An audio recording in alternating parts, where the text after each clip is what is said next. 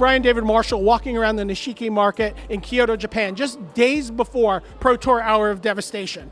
One of the big features of this Pro Tour is going to be determining the finale of the first ever Pro Tour Team Series. 2 teams are going to get to play in Boston for the title of Pro Tour Team Series champion. In first place right now is Team Musashi, the Japanese super team. They have a nearly unassailable lead. Everyone expects them to be there. In second place is Team Genesis. And while they expect that they'll be there, they have a number of players right behind them who are chasing them down, and it's a little more uncertain. Now, this is a team that really knows how to close out a tournament.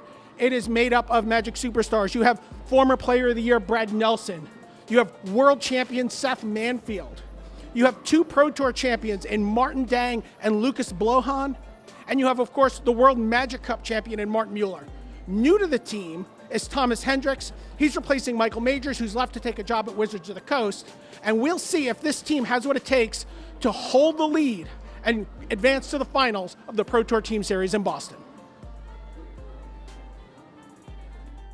You don't want to just be trying to hold serve and lay back and play it safe. It's just like keep going, keep winning and winning and winning. Like, yeah, sure, maybe I had a game to lose here or there or a loss to give, but I never gave it because I just wanted to keep going. And I think we just have to have that same mentality here of not thinking about being, being in second, but have the same thinking that we did going into the last Pro Tour. Take risks and hope to get rewarded for that. Yeah, like I don't think we should be, say, playing a safe deck, for instance. No, like I'm not going to do that. I'm just going to play what I think has the best, gives me the best shot at making top 8. You always have the feeling that someone else will catch up to you or you start losing. So you have to like stay focused every step of the way, even like in the later stages. Like right now we have 1 Pro Tour left, like a lot can happen, and trying to do your best instead of like thinking about getting caught, because that might mess up your game. I feel like there's so much raw talent in this group that even no matter what you throw at them or throw at us, we will try and we can work our way out of it and overcome the obstacles. Pro Tour Dragons of Tarkir here in Brussels, 2 and 3, so I needed to win out a lot of rounds. And at some point I started like winning. I threw out the second draft. I finished 5-3 day 1, I threw out the second draft, and then I was close. But I was new in the team, and most of the team members I didn't talk to that much, so they didn't even know I was in contention. At some point I'm like, yeah, I'm in, and like I was with Andre, and he was also in the top 8, so he's like, yeah, how'd you do or something? I'm like, yeah, I'm in top 8, and he's like, no, you're kidding, right? And I'm like, no, I am. And he's like, oh, I didn't know you were even like playing day 2 anymore or something.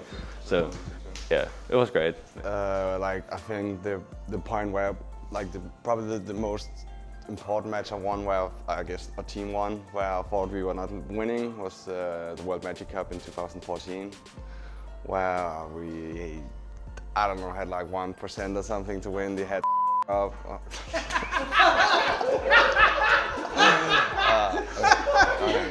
Come on, kid.